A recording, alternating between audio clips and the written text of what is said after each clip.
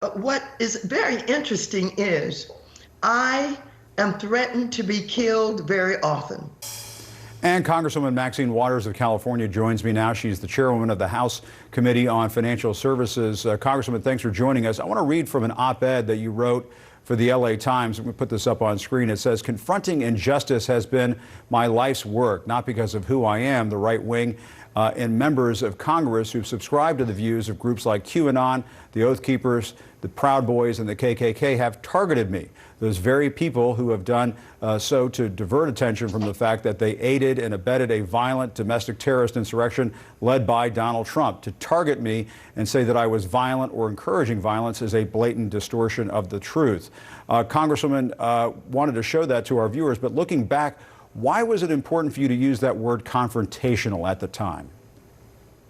Well, let me just say that you're absolutely correct in reading what I wrote about what had happened in Minneapolis and what is happening in this atmosphere that we're in.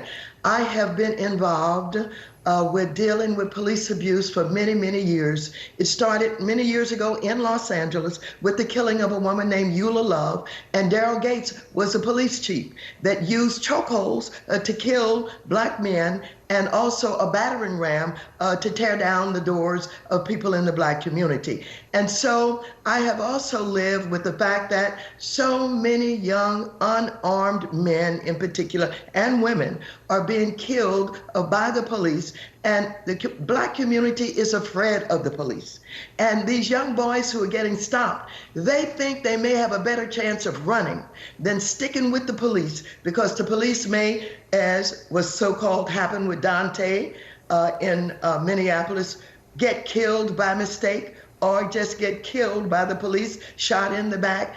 It is a very, very uneasy time in the black community. The mothers and the fathers and the family are afraid for their children, and particularly young black men, to be on the street thinking that they're going to get stopped and they will not get back home. They are counseling constantly their children. If you get stopped, please don't say anything. Please show your hands. Please say, "Yes, sir." Do everything that you can do to keep from being killed, because we can't guarantee you that the people that we pay to protect and serve you will do that rather than kill you. And so Martin Luther King was familiar with racism and discrimination, and he was familiar with how tough it is to break up the established order of the day, and that was by white supremacists who basically created harm to all in the black community for the most part. And so he created something called the C Project. The C Project was the Confrontation Project. The Confrontation Project is a nonviolent project that dealt with sit-ins, marches, praying, organizing, and so confrontational does not mean violence. I'm a nonviolent person. Martin Luther King taught nonviolence, and we must be about resisting, however, and we must be about educating, and we must be about trying to protect our children.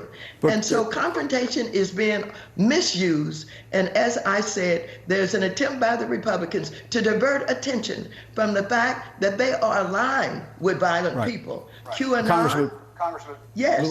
Congressman, let me just ask you, though, because the judge, as you know, the judge in the Derek Chauvin case also came out strongly against your remarks. Let's listen to that. I'll give you that Congresswoman Waters may have given you something on appeal that may result in this whole trial being overturned. I wish elected officials would stop talking about this case, especially in a manner that is disrespectful to the rule of law and to the judicial branch and our function. A congresswoman's opinion really doesn't matter a whole lot. Anyway, so motion for mistrial is denied. What did you think of that? What was your response to the judge when you saw that? Well, he did walk it back. And as you said, he closed with, Congresswoman's opinion doesn't matter. And I think he was angry. I think he may be frustrated with this case and how much world publicity is on it and all of that. I've talked with a lot of legal scholars and lawyers, and of course, he was way off track. And he knows that, in fact, The jurors were not in the room. The jurors had an oath not to look at television, not to read the newspapers, not to engage with people on this. And so he knows that there was no interference with the jurors. But he was basically frustrated and angry, I believe. But I'm very pleased that there are those who are beginning to write about Judge Cahill's basic comments. And one thing that I read that came from someone from CNN was that the judge was all off track. And he knows that this is not the cause of an appeal. Most of the time, and you have a case like this, they're going to appeal it anyway. But to say that I'm going to cause an appeal really is not credible. And whether or not they have an appeal, and even if they mention my name, like the judge says, my comments, whatever, don't matter anyway. Well, Congressman, let me ask you more about this op-ed that you wrote. You say you're nonviolent, while also referencing that there are right-wing members of Congress who subscribe to the views of QAnon and the Proud Boys. Do you believe that those congressional Republicans are nonviolent? Well, no, because what is very interesting is I am threatened to be killed very often. And so we are reporting, to the Capitol Police, and they are investigating all of these attempts to kill me. And people are not attempts, but, people who are calling in saying that they're going to kill me. And we don't know how close they've gotten to doing that. But we do know this. The Oath Keepers started to march on my office, and they organized, and they got very open about it. The police, LAPD, did stop them. And the community turned out when they learned about it. But that doesn't get written about. Not only do I have my life threatened very often, and the Oath Keepers who are threatening me, but these individuals who are so brazen that they have their telephone numbers that's recorded that are threatening to kill me. We have members of Congress who carry guns.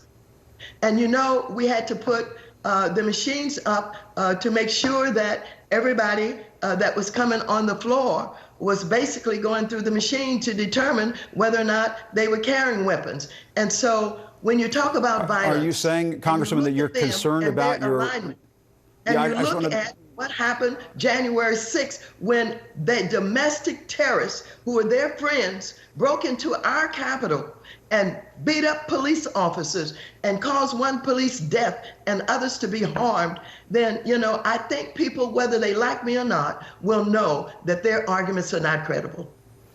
Let me ask you this, because right now the George Floyd Justice and Policing Act is stalled in the Senate. Democrats, as you know, don't have the 60 votes needed to bypass a filibuster. Are you concerned that Congress is going to miss a huge opportunity here, do you think?